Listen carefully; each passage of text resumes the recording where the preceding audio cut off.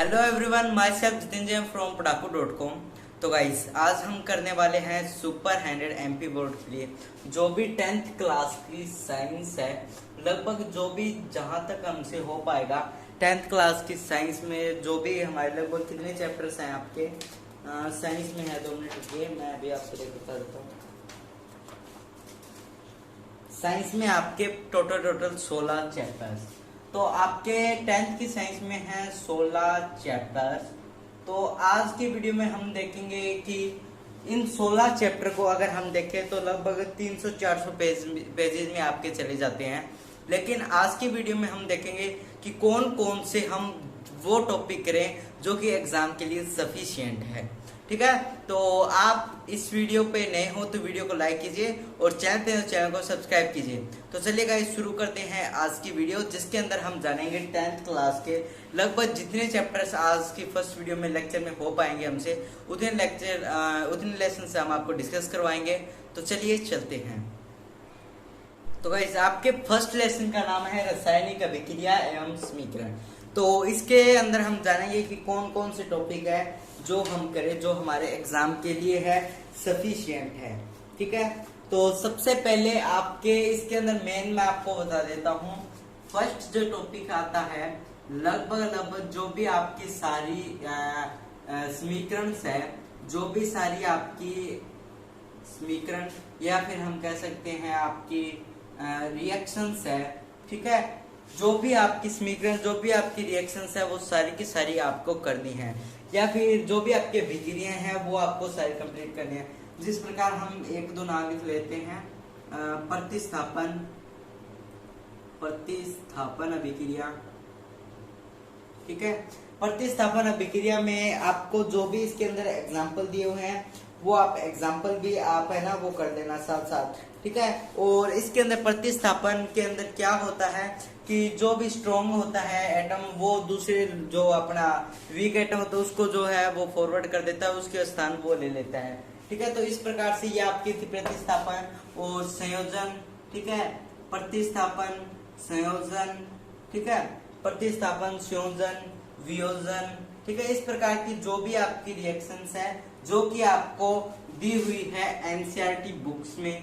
ठीक है, NCERT books में या फिर आपको दी हुई है विज्ञान त्रिवेणी में।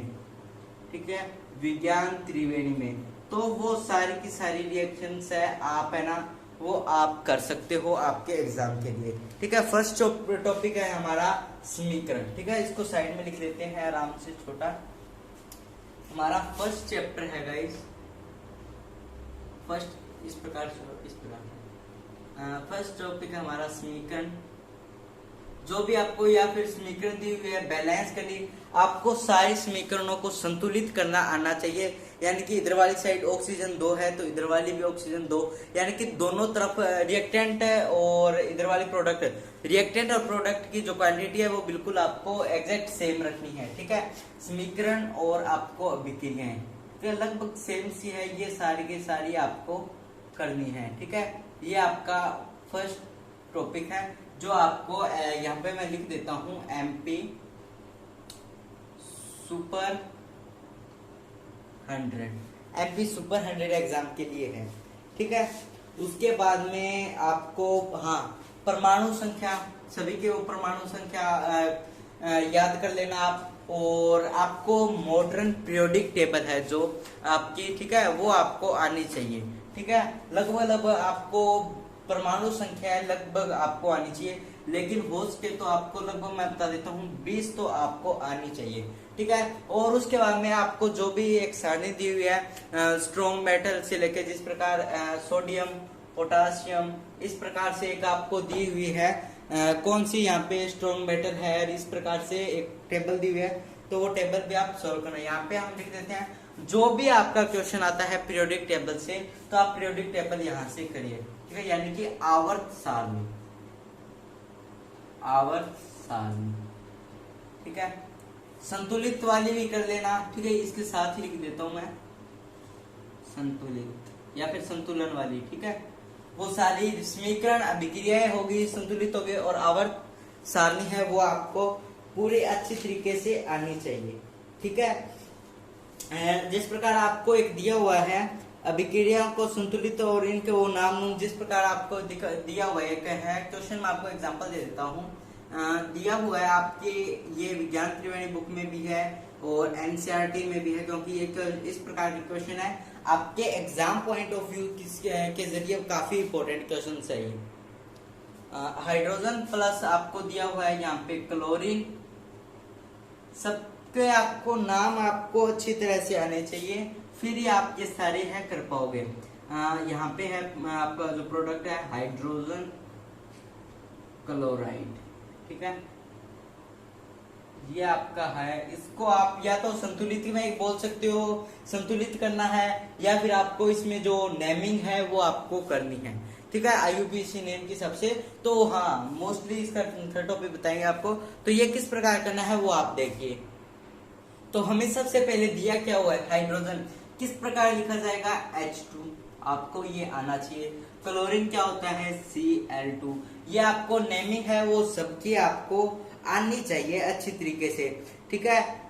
यहाँ पे हो गया हमारा, ये देखिए हाइड्रोजन को हमने लिख दिया H2 और क्लोरीन को लिख दिया हमने C2 और आगे क्या बना हाइड्रोजन क्लोराइड HCl। ये लेकिन यहाँ पे देखिए हाइड्रोजन ही 2 है, क्लोरीन 2 है, यहाँ पे 1 है। तो यहाँ पे संतुलित करने के लिए जब हम आगे 2 लगा देंगे, अब हाइड्रोजन भी 2 है क्लोरीन भी 2 है, यानी कि दोनों तरफ है जो हमारी रिएक्शन है वो हमारी संतुलित है, ठीक है। यहाँ से आपके 2 क्वेश्चन, एक तो आपके नेमिंग से रिलेटेड, ठीक है, और एक आपका संतुलन का, किस प्रकार आपको संतुलन किया जाता है, ठीक है। तो ये आपका थर्ड पार्ट था कि आपको जो भी आपके नाम है आवर्त सारणी में नेमिंग वाले वो आपको अच्छे तरीके से आने चाहिए। मोस्टली यहाँ पे इसके साथ में लिख देंगे हम IUPAC, नेम है वो आपको सबके आनी चाहिए, ठीक है।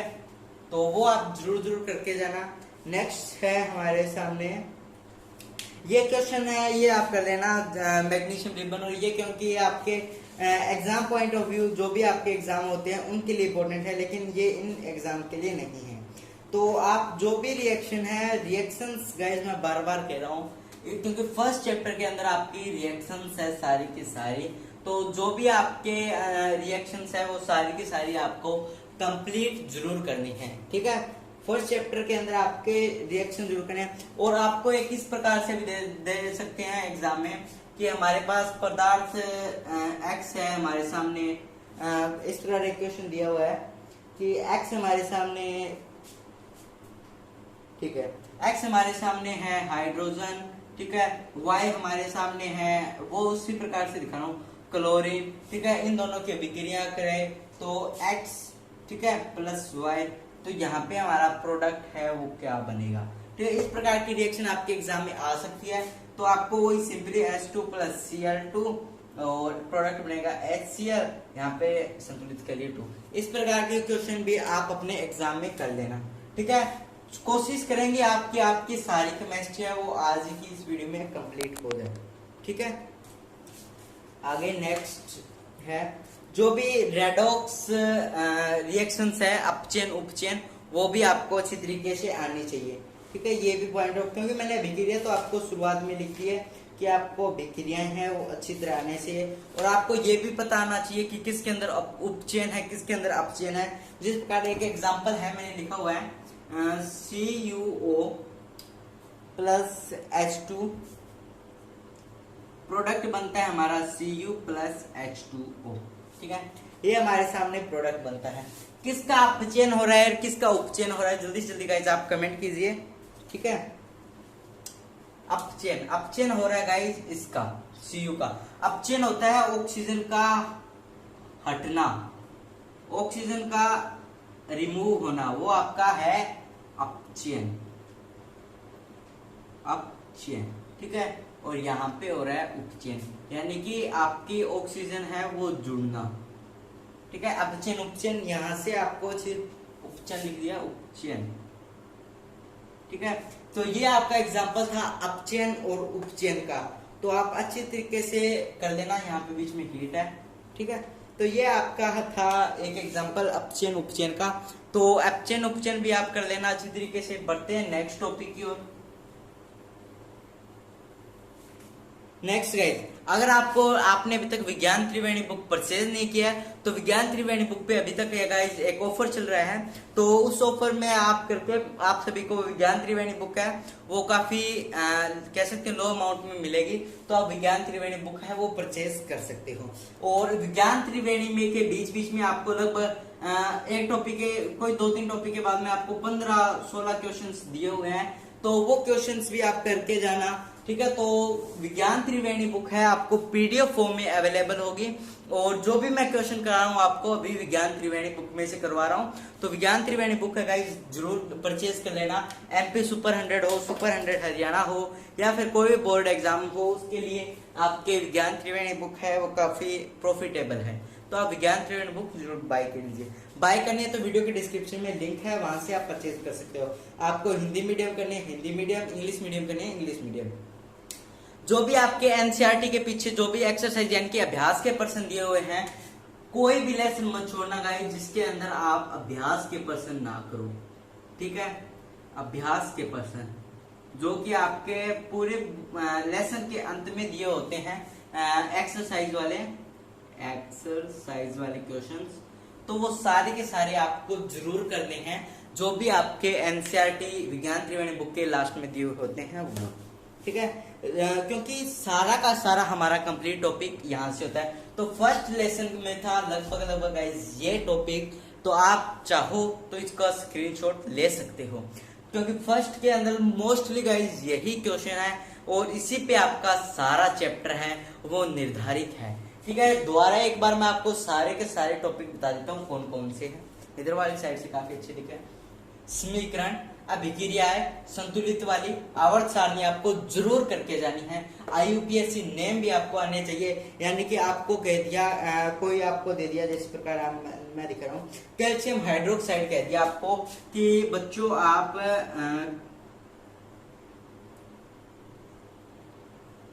अपना कैल्शियम हाइड्रोक्साइड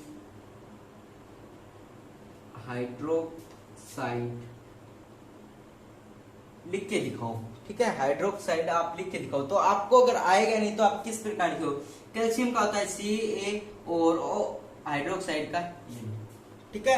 तो ये आपको सारी जो भी नेमिंग है आपको अच्छी तरीके से आनी चाहिए। जो भी आपको आवर्त सारणी है वो आपको अच्छी तरीके से आनी चाहिए, ठीक है। अगर आपको आवर्त सारणी अच्छी तरीके से याद नहीं है, अगर आपको याद करनी है तो प्लीज इस वीडियो को कमेंट में कमेंट कर देना कि भैया मैं आवर्त सारणी नहीं आती है, हमें सिखा दीजिए, ठीक है। तो ये था आपका फर्स्ट चैप्टर, सारा का सारा कंप्लीट होता है। बढ़ते अब हमारे सेकंड चैप्टर की ओर। यस, सेकंड चैप्टर है आपका अमल, क्षार एवं लवण। यस, ये भी काफी अच्छा टॉपिक है आपके एग्जाम पॉइंट ऑफ व्यू से। अमल, क्षार एवं लवण, ठीक है। अम्ल क्या होते हैं इंग्लिश में जिसको कहते हैं हम एसिड, बेस एंड साल्ट्स। ये आपका टॉपिक है, टॉपिक नंबर है सेकंड, ठीक है। हाँ, बुनियाद बुक की एक और खास बुनियाद क्या विज्ञान त्रिवेणी बुक की एक और खास बात है कि जो आपके एनसीईआरटी में अगर चैप्टर दिए हुए हैं, चैप्टर के पेज है लगभग 15, तो उसमें आपके 5 पेज है, 6 पेज है। यानी कि जो भी यार फालतू बकवास नहीं है उस बुक में, फालतू बकवास बिल्कुल भी नहीं है। जो भी आपके एग्जाम में आएगा वो आपका बिल्कुल अकॉर्डिंग आपका दिया हुआ है सारा मैटर, ठीक है। सबसे पहले आपको क्या देखना है, अम्ल क्या होता है, क्षार क्या होता है, लवण क्या होता है, तो वो मैं आपको बताता हूँ, ठीक है। तो अम्ल मैं सबसे पहले यहाँ पे कंप्लीट हो जाएगा। एक आप नाम याद रखिएगा इस अनिल, अम्ल के लिए मैं आपको बता देता हूँ अनिल, ऐसे अमल, ऐसे अमल, ठीक है। न से नीला, ठीक है, और ल से लाल। ये आप नाम याद रखोगे तो आपको अमल और क्षार दोनों में डिफरेंस नहीं होगा। इंग्लिश मीडियम वाले भी एसिड और बेस वाले, ठीक है, तो आपको बिल्कुल कंफ्यूजन नहीं होगी इसके अंदर। तो जो हमारा एसिड है वो करता है ब्लू से रेड, यानी कि एसिड करता है ब्लू से रेड, यानी कि नीले से लाल। अमल, ऐसे अमल, न से नीला, ल से लाल। अनिल, अमल नीले से लाल। यानी कि जो हमारा लिटमस पेपर होता है उसको अमल है वो नीले को लाल कर देता है। लिटमस पेपर होता है इस प्रकार का आपका छोटा लिटमस पेपर होता है जिसके जरिए हम उसके कलर के जरिए आप हम पीएच मान भी बता सकते हैं कि इस प्रोडक्ट ये अमल है या सार है, तो वो हम बता सकते हैं। और आपको पता होना चाहिए कि ये किस पौधे से बनता है। एक होता है गाइस लाइकेन, LICHEN, लाइकेन या फिर लिचेन भी बोल देते हैं इसे। तो इस नामक पौधे से ये है वो लगता है आपका लिटमस पेपर बनाया जाता है, लिचेन भी बोल देते हैं, ठीक है। तो इसमें आप कंफ्यूजन मत होना। तो ठीक है लिटमस। तो इसके बाद में आपका पूछ रहे शार। शार तो गाइस आपको पता ही है, ये नीले से लाल करता है, तो ये आपको करता है लाल से नीला, लाल से नीला, ठीक है। काफी इजी था आपका इनका अमल और शार को आपका जानने का तरीका, ठीक है। और भी बहुत सारे हमें दिए हुए हैं कि स्वाद में कैसे होते हैं, ये कड़वे होते हैं, ये खट्टे होते हैं, अमल खट्टे होते हैं, और आपके शार है वो कड़वे होते हैं, वो आपके कह सकते हैं बिटर इन टेस्ट होते हैं, ठीक है। तो इंग्लिश मीडियम वाले भी ध्यान दें क्योंकि दोनों को साथ में चलाना बहुत जरूरी है। कई बच्चे इंग्लिश मीडियम के भी हैं हमारे साथ और कई बच्चे हिंदी मीडियम के भी हैं, ठीक है। तो आप स्वाद का भी कर लेना, वो खट्टे होते हैं अमल, और ये थोड़े कड़वे होते हैं, ठीक है। तो ये हमारा था अमल शार के बारे में थोड़ा बहुत। लवण का तो आपको पता ही होना चाहिए, यानी कि थोड़ा बहुत साल्टी साल्टी सा होता है, और इसका पीएच मान होता है लगभग, लवण हम कह देते हैं, उसका पीएच मान होता है 7, यानी कि इसे हम उदासीन भी कह सकते हैं, ठीक है। और हाँ, कोई भी रिएक्शन करते हैं उसमें आपको एक सूचक है, इंडिकेटर जरूर आपको मिलता है। इंडिकेटर का नाम लिख लीजिए, आपके लिए एक इंडिकेटर है, वो इंडिकेटर है गाइस। कोई भी आप करते हैं ना इनका कलर चेंज या फिर कुछ और अमल शार के बारे में, तो में एक इंडिकेटर जरूर होता है, उसका नाम है गाइस मिथाइल ऑरेंज, ठीक है। ये एक याद रखिए क्योंकि आपके एग्जाम में आ सकता है कि इंडिकेटर या फिर सूचक, हाँ इंग्लिश हिंदी में कहते हैं सूचक, कौन सा है, तो वो है आपका मिथाइल ऑरेंज, ठीक है। एक और है गाइस, वो मैंने अभी देखा है, वो है फिनोफ्थलीन, फिनोफ्थलीन। दो सूचक है ये, दोनों के दोनों आप याद कर लेना, ठीक है। बढ़ते हैं हम आगे। हाँ, और अमल और शार की आपको विक्रिया है वो अच्छी तरीके से आनी चाहिए। जो विक्रिया है यानी कि वो अमल है वो मेटल के साथ विक्रिया, हाँ ये रिएक्शन है मेटल के साथ होगी आपकी, वाटर के साथ होगी रिएक्शन, और बेस के साथ होगी आपकी रिएक्शन, और भी बहुत सारी है आपकी रिएक्शन। जिस प्रकार हम कह सकते हैं, एक मैं आपको एग्जांपल दे देता हूँ, एग्जांपल क्या बता देता हूँ। जिस प्रकार अमल है वो अगर कोई भी धातु के साथ रिएक्शन करेगी, कोई भी इस धातु के साथ रिएक्शन करेगी, लवण बढ़ाएगी, साथ में प्लस में हाइड्रोजन गैस है वो रिलीज करेगी, ठीक है। इस प्रकार से जो भी आपकी रिएक्शंस दी हुई है आपकी बुक के अंदर, एनसीईआरटी प्रेफर करते हो आप एनसीईआरटी से करिए, और अगर आप विज्ञान त्रिवेणी बुक करते हो तो क्योंकि उसमें तो एग्जाम पॉइंट ऑफ व्यू से आपको सभी दर्शाया गया है, तो अगर मेरे ख्याल से गाइस आप मानो तो विज्ञान त्रिवेणी बुक से परचेज कीजिए क्योंकि फिलहाल उसमें ऑफर भी चल रहा है। तो उसके अंदर अगर आप पढ़ोगे तो आपको एनसीईआरटी खोलने की मेरे ख्याल से तो जरूरत नहीं पड़ेगी, ठीक है। रिएक्शन है वो जरूर कर लेना। एक गाइस आपको उदासीन अभिक्रिया के बारे में बता देता हूँ, वो क्या होती है मैं आपको बता देता हूँ। उदासीन अभिक्रिया वो होती है जिसके अंदर ना तो गाइस लवण बने, क्षार बने, ना आपका वो बने अमल, यानी कि जिसका पीएच मान 7 हो, ना अमल ना क्षार, ठीक है। जो मतलब उदासीन, एकदम उदासीन का एक एग्जांपल भी पूछ लेते हैं हमसे। उदासीन का एग्जांपल है गाइस वाटर, ठीक है। वाटर है जो उदासीन है क्योंकि ये एक न्यूट्रलाइजेशन रिएक्शन पूछ लेते हैं आपसे, तो जिसका मतलब कुछ नहीं होता। एक इसमें एग्जांपल दिया हुआ है न्यूट्रलाइजेशन रिएक्शन का, वो मैं आपको देखिए अभी बता देता हूँ कौन सा आपके लिए बेस्ट रहेगा, वो क्वेश्चन हम आपको बता देते हैं। जिस प्रकार, हाँ वही ले लो, क्षार प्लस अमल, क्षार प्लस अमल, आगे प्रोडक्ट क्या बनेगा हमारा, लवण प्लस जल, यानी कि प्रोडक्ट हमारे जो भी बने वो सारे उदासीन होने चाहिए, ठीक है। तो ये थी हमारी उदासीन अभिक्रिया। ये भी यानी कि रिएक्शन, हर लेसन में रिएक्शन आपकी इंपॉर्टेंट होती है, तो रिएक्शन आप जरूर कर लेना। इसमें भी वही बात है रिएक्शन जरूर करना, बार बार रिएक्शन, क्योंकि गाइस केमिस्ट्री बनी ही आपकी रिएक्शन से है, तो रिएक्शन जरूर करना।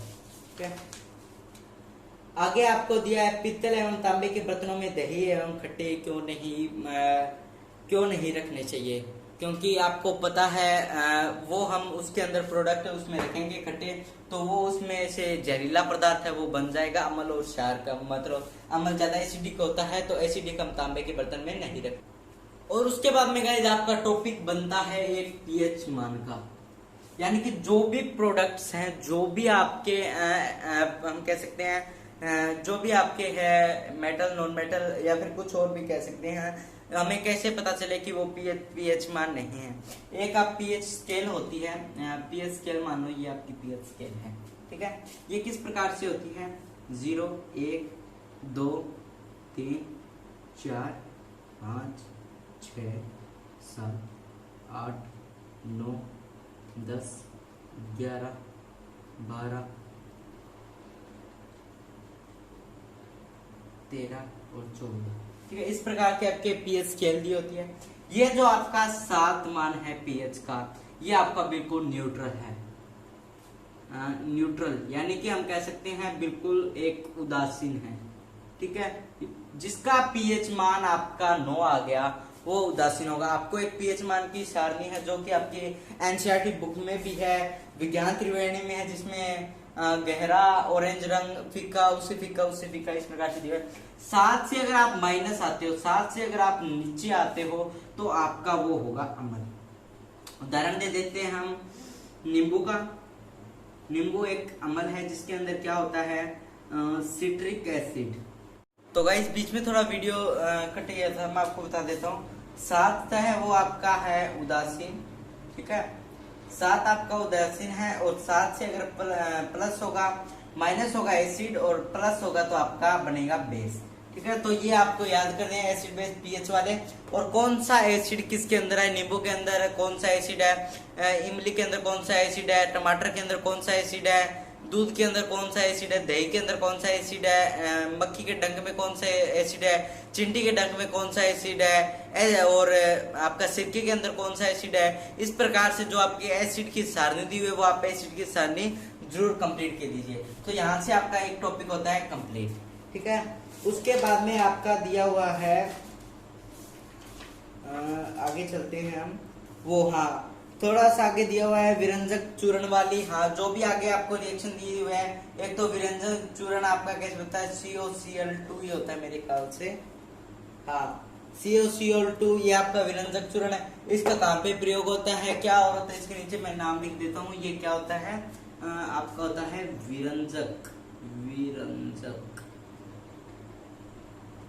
चूर्ण। ठीक है, तो इसके बारे में थोड़ी बहुत डिटेल आप अपने पढ़ लेना।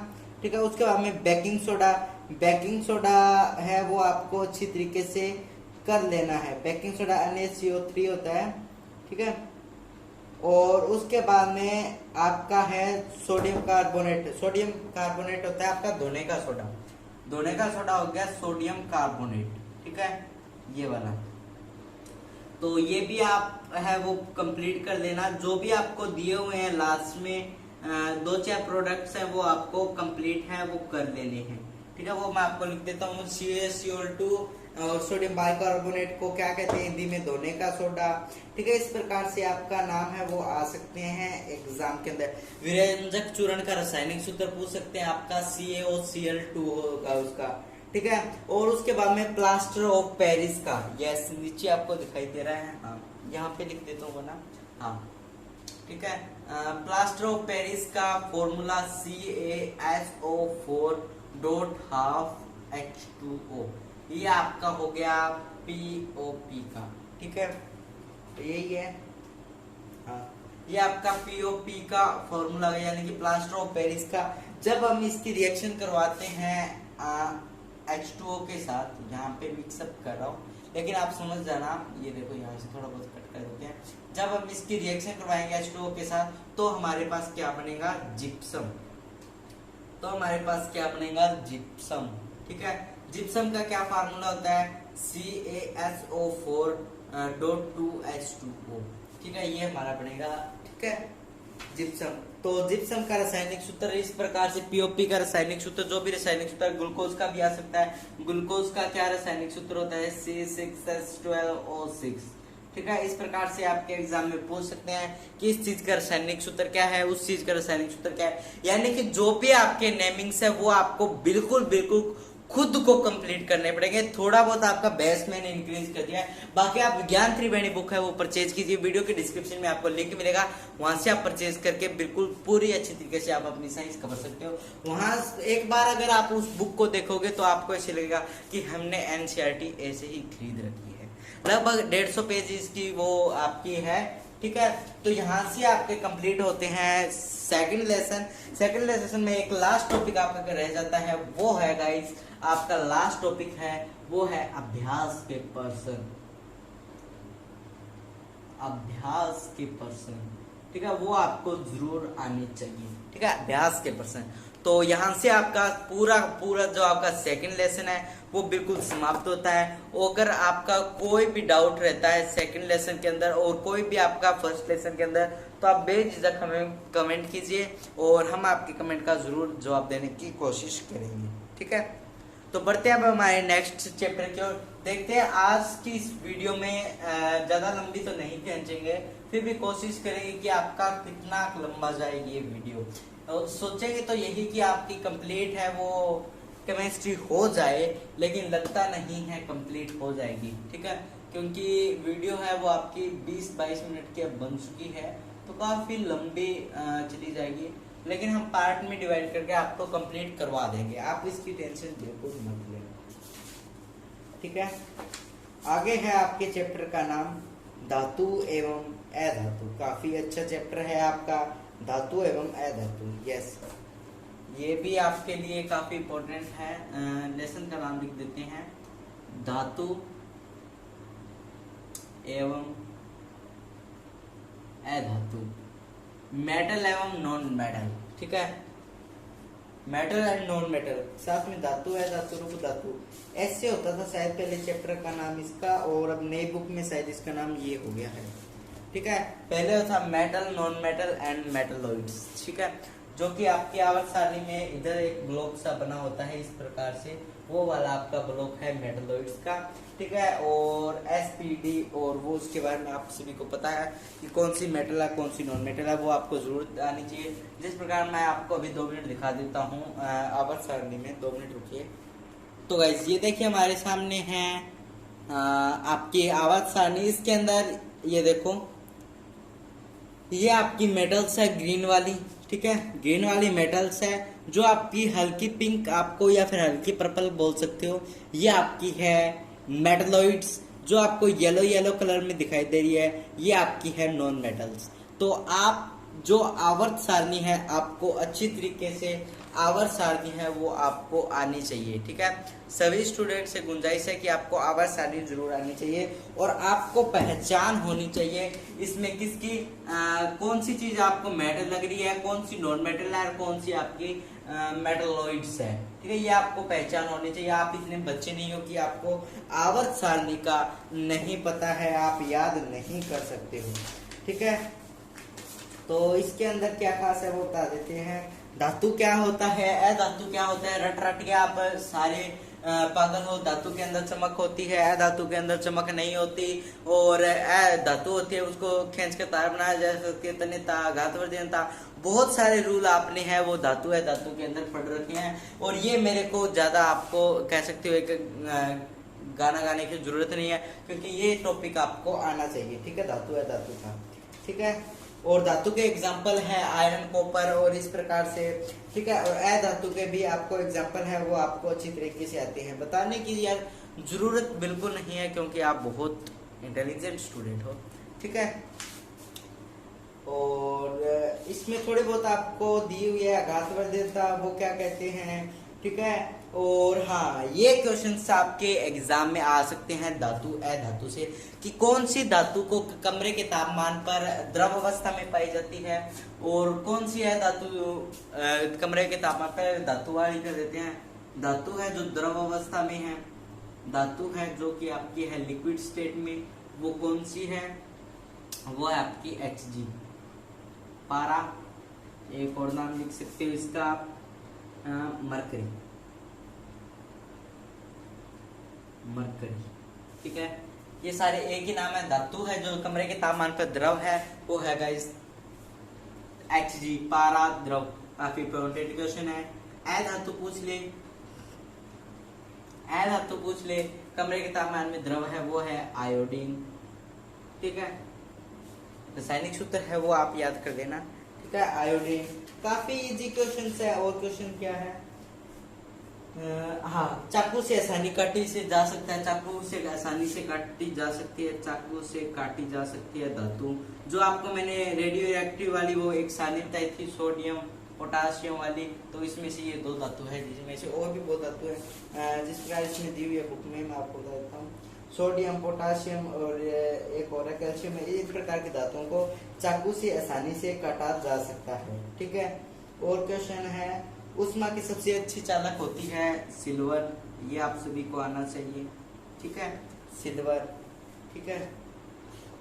काफी अच्छे क्वेश्चन। उष्मा का कुचालक कौन सी धातु है जो उष्मा का धातु नहीं, उष्मा का कुचालक, ठीक है, उष्मा का कुचालक का क्वेश्चन है आपका। एनसीईआरटी का पेज नंबर है 45 पे। उष्मा की कुचालक होती है, उष्मा का कुचालक कौन होती है? आपको पता है, जिसके अंदर है वो इलेक्ट्रॉन प्रोटॉन की सारी वो व्यवस्था नहीं होती उसके अंदर। इस प्रकार हम एग्जांपल कोई भी दे सकते हैं, वुड दे सकते हैं, ठीक है, आपको रबड़ दे सकते हैं, किसी प्रकार के आप एग्जाम्पल है वो दे सकते हैं। वुड हो गया, रबड़ हो गया, ठीक है। तो 2 मिनट में और निकाल लेता हूँ क्वेश्चन आपके, ताकि आपके एग्जाम के अंदर कोई भी क्वेश्चन है वो ना छूटे, ठीक है। पारा हो गया, सोडियम हो गया, और उष्मा का कुचालक धातु में कौन सी होती है? धातु में होती है सीसा, ठीक है। उष्मा का कुचालक सीसा यानी कि पीबी यानी कि लेड, ठीक है। काफी इजी क्वेश्चन था, आपको आना चाहिए कि उष्मा का कुचालक कौन सी धातु है?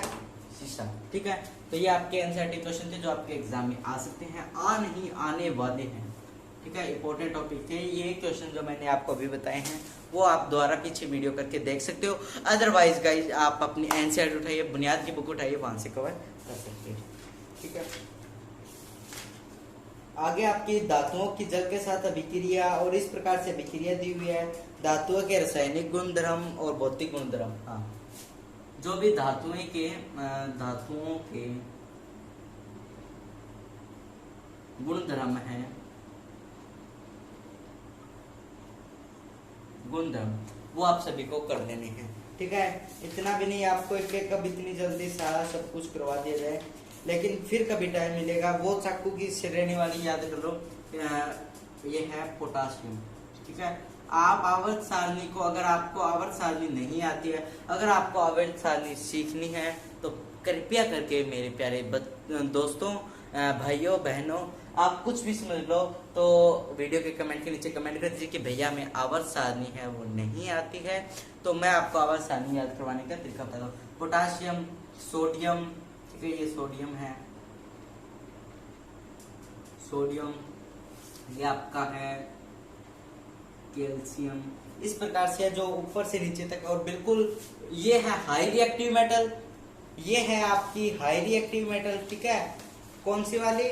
सोडियम वाली। और पूछ लेते हैं आपसे लो रिएक्टिव कौन सी है? सोना और चांदी है वो आपकी लो रिएक्टिव मेटल है, ठीक है। सबसे पहले आता है, आप नीचे से आता है सिल्वर, चलते चलते ये आ गया आपका सिल्वर, ठीक है। इसके बाद में आता है Au, ये Ag है, ठीक है। इसका Au आपका है गोल्ड। सबसे लो रिएक्टिव पूछे तो आपका है गोल्ड, ठीक है।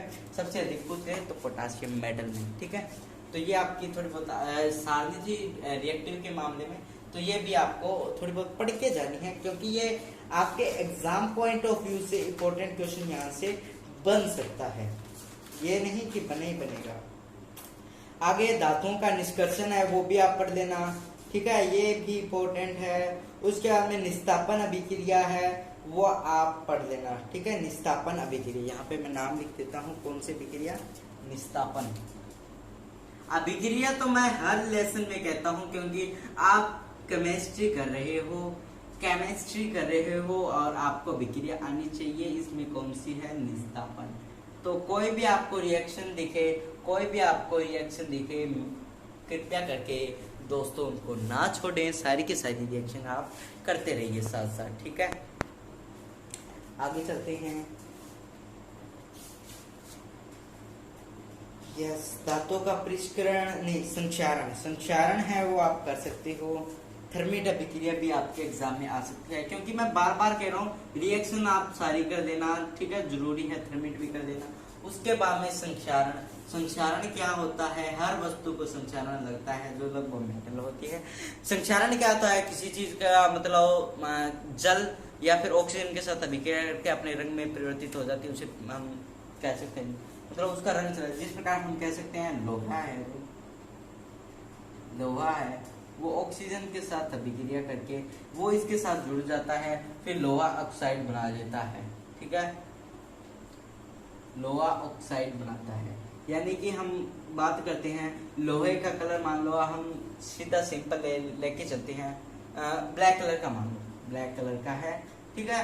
जब उसको जंग लग गया, वो प्रेजेंस में आ गया, किसके, ऑक्सीजन एंड वाटर, ठीक है। प्रेजेंस में आने के बाद में उसका कलर चेंज हो जाएगा, वो ब्राउन कलर का हो जाएगा, हल्का ब्राउन कलर का, और उसके मतलब एक प्रकार से जंग लग जाती है, ठीक है, वो हमारा संक्षारण है, ठीक है। और चांदी को किस रंग से, मतलब चांदी का होता है वो ब्लैक सा कलर के हो जाते हैं, सोने को, तांबे को हरा सा, इस प्रकार से कि कौन सा तांबा किस प्रकार संक्षारित होने के बाद कौन सा रंग बदलता है, लोहा है, चांदी है, ये सारा आप पढ़ लेना। संक्षारण आपके लिए इंपॉर्टेंट टॉपिक है, दोबारा देता हूँ, संक्षारण नाम है।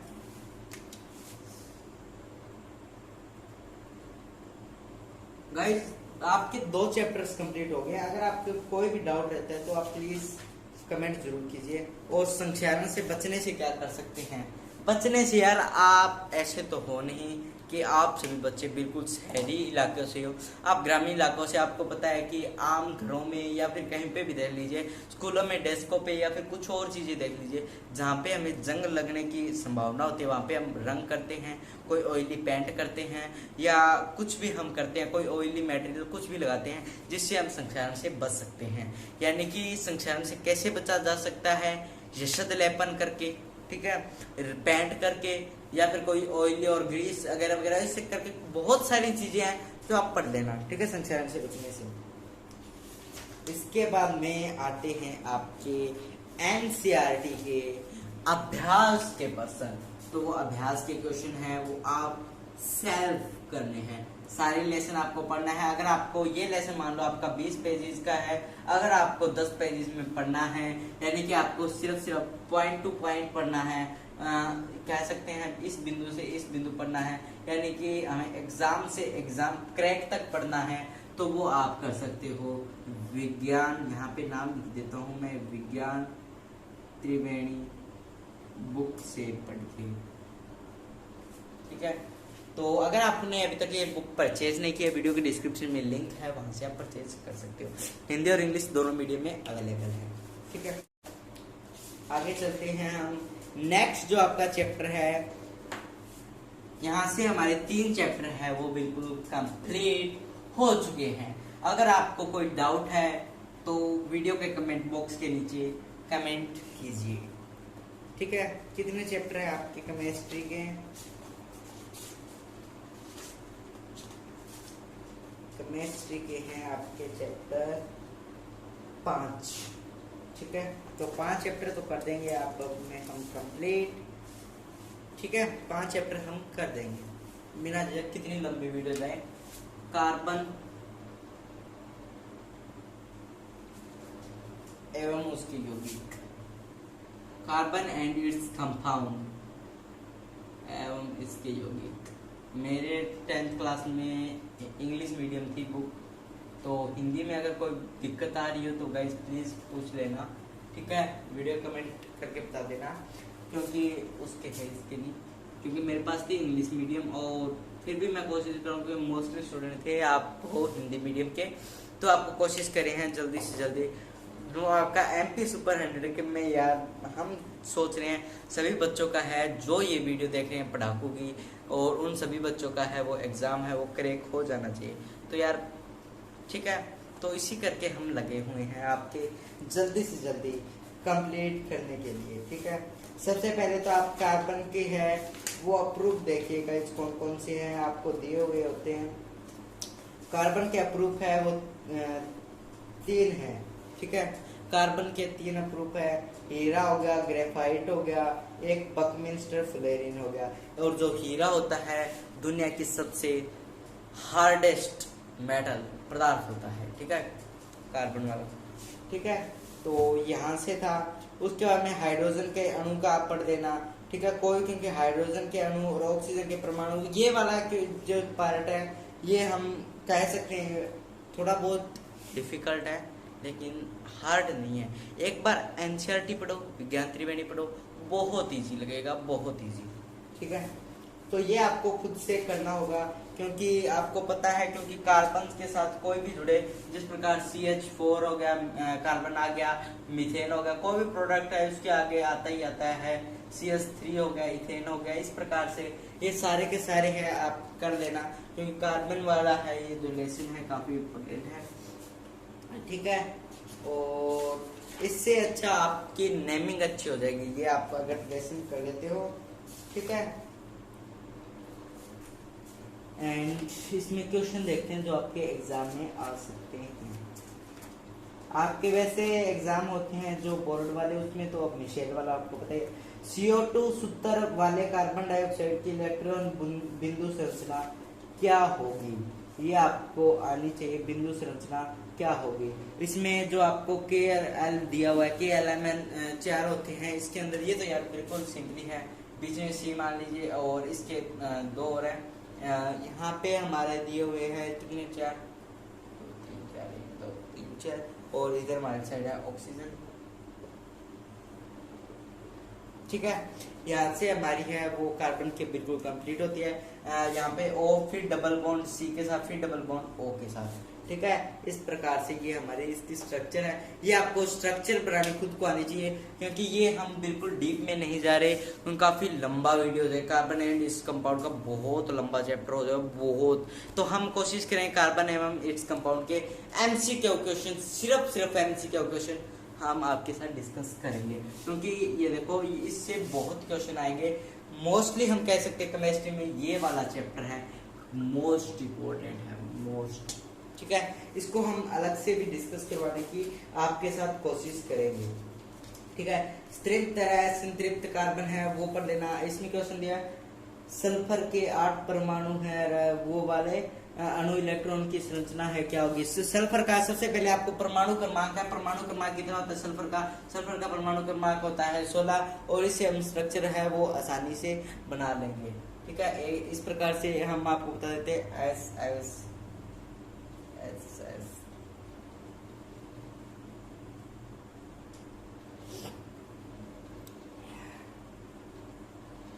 एक 2 3 4 5 6 7 8, यहाँ से 8 है और सबके साथ एक बॉन्ड है यानी कि हमारे हो गए 16। ठीक है, तो ऐसे क्वेश्चन आप है वो कर सकते हो क्योंकि आपके एग्जाम पॉइंट ऑफ व्यू से ये इंपॉर्टेंट है। चेन वाले हो गए, ठीक है, चेन और ये सब की आपको बनानी आनी चाहिए, इनका स्ट्रक्चर आपको समझ में आना चाहिए। हमसे पूछ सकते हैं एसिड का स्ट्रक्चर है, सल्फर का, किसी का स्ट्रक्चर पूछ सकते हैं, तो स्ट्रक्चर आपको आने चाहिए।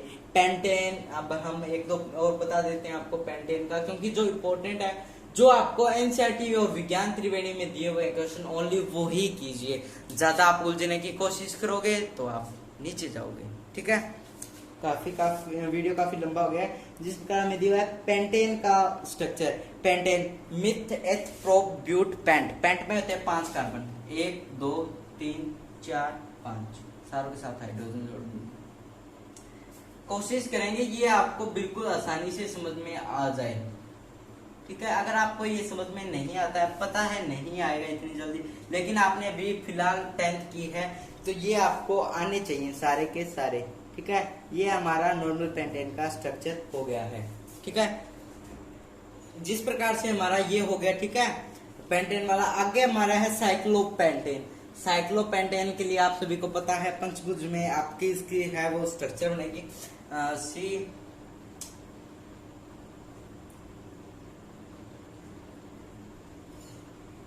इनके साथ दो जोड़ दीजिए। ये लो, मुश्किल नहीं है, मुश्किल कुछ नहीं है। अगर आपको आते हैं तो मुश्किल कुछ नहीं है। अगर आपको ये एक सेपरेट वीडियो चाहिए तो वीडियो के कमेंट बॉक्स के सब प्रकार का कमेंट बॉक्स है, तो आप कमेंट बॉक्स में हमें कमेंट कीजिए, आपकी इसकी सेपरेट वीडियो हम बना के डाल देंगे। अगर आपको ये लेसन नहीं आता, क्योंकि इस लेसन से क्वेश्चन उठने के 100% चांस है, ठीक है। तो ये था हमारा साइक्लोपेंटेन। तो स्ट्रक्चर आपको जरूर आने चाहिए, जो भी स्ट्रक्चर्स हैं, ठीक है। एथेनोइक अम्ल का आपके साथ आ सकता है। एथेनोइक अम्ल का आपको सबसे पहले सूत्र, रासायनिक सूत्र आना चाहिए, CH3COOH। इनके साथ वो बॉन्ड रिलेशनशिप देके और फिर उस हिसाब से कितने हैं सी है हमारे पास 2, 1 2, ठीक है। C 2 है और डबल बॉन्ड है इसके साथ, ये लो डबल बॉन्ड जोड़ दिया हमने इसके साथ। उसके बाद में simply OH H H H इसको छोड़ के डबल बॉन्ड आ गया ऊपर, ठीक है। तो यार ये सिंपली है एथेनोइक एसिड का CH3COOH। आपको अगर नेमिंग आ गई तो आपको स्ट्रक्चर में कोई प्रॉब्लम नहीं है। सबसे पहले आप नेमिंग कीजिए, उसके बाद में कब इस वीडियो के नीचे कमेंट कीजिए भैया नहीं आते स्ट्रक्चर, स्पेशल स्ट्रक्चर आपको सिखा देंगे, ठीक है। तृप्त है, संतृप्त है, और वो आपको स्ट्रक्चर है वो जरूर करेगा। Meth eth prop but pent है। मैथ में होता है कार्बन 1, आप इस प्रकार मैथ में होता है एक कार्बन, ठीक है। मैथ एथ या फिर इथ, ठीक है। एथ में होता है 2 कार्बन। मैथ एथ प्रोप में होते हैं 3 carbon. Meth eth prop but में होते हैं 4 कार्बन। पेंट में होते हैं 5। Math eth prop ब्यूट paint hex या फिर हेक्स में होते हैं 6। हेक्स उसका ऑक्टा डेका, ये इस प्रकार चलते रहते हैं, ठीक है। आपके इसमें तो 6 दे रखे हैं, ठीक है, तो आप 6 कर देना। तो इनके साथ फिर आगे आपको मेथेन का पूछ रहे, सी लिख के उसके दोनों साइड वो आपको वहां पे चारों साइड वो जोड़ देना है हाइड्रोजन बॉन्ड, इसके साथ भी यानी कि आसान है, बिल्कुल आसान, मुश्किल नहीं है। उसके बाद वो इन आइन वो भी आने चाहिए। एन इन आइन, इन होता है, एन होता है आपका सिंगल बॉन्ड, इन होता है डबल बॉन्ड, आइन होता है आपका ट्रिपल बॉन्ड, ठीक है। और आपके एग्जाम में एक क्वेश्चन किस प्रकार के आ सकते हैं, एक क्वेश्चन मैं आपके साथ शेयर करना चाहूंगा। हाँ, ये क्वेश्चन है, मान के चलो आपके साथ जरूर आएंगे ऐसे क्वेश्चन, और कौन कहता है नहीं आएंगे, आएंगे। CH single bond double bond O, ये स्ट्रक्चर किसका है? ये स्ट्रक्चर है किसका है, बताइए, जल्दी बताइए। सबसे पहले तो सिंगल बॉन्ड है, क्या होना चाहिए, सिंगल है कार्बन, मैथ, एक कार्बन है मैथ। और आपको पता है इसका अनुलग्न क्या है, अनुलग्न ये वाला Al, ठीक है, Al, ठीक है, मेथेनल, ठीक है। ये आने चाहिए अनुलग्न, और ये वाले आपको एनसीईआरटी विज्ञान त्रिवेणी दोनों में एक सीरीज, यहाँ पे एक इधर वाली साइड एक टेबल दी हुई, उस टेबल को आप ध्यान से देखिए और वो आप आसानी से कर सकते हो, ठीक है। आगे चलते हैं। जो मेन चीज है गाइस, वो मैं आपको लगभग मेरे ख्याल से मैंने आपको ऑक्सीकरण है वो आप कर लेना, संकलन अभिक्रिया कर लेना, ठीक है।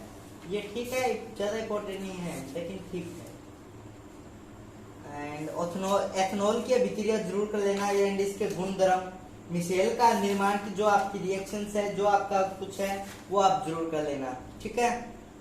तो इसके बाद में एट लास्ट हमारे आते हैं अभ्यास के पर्सन, वो आपको कंप्लीट कर लेने हैं। यहाँ से हमारा जो लेसन नंबर 4 है वो भी कंप्लीट होता है, ठीक है। बढ़ते हैं हम लेसन नंबर 5 की ओर। आपने अभी तक गाइस वीडियो को लाइक नहीं किया तो वीडियो को लाइक कीजिए, चैनल को जरूर सब्सक्राइब कीजिए, और आपने अभी तक विज्ञान त्रिवेणी बुक परचेज नहीं किया तो वीडियो के डिस्क्रिप्शन में लिंक है, उस पर फिलहाल ऑफर चल रहा है, तो विज्ञान त्रिवेणी बुक आप परचेज कर सकते हो, ठीक है।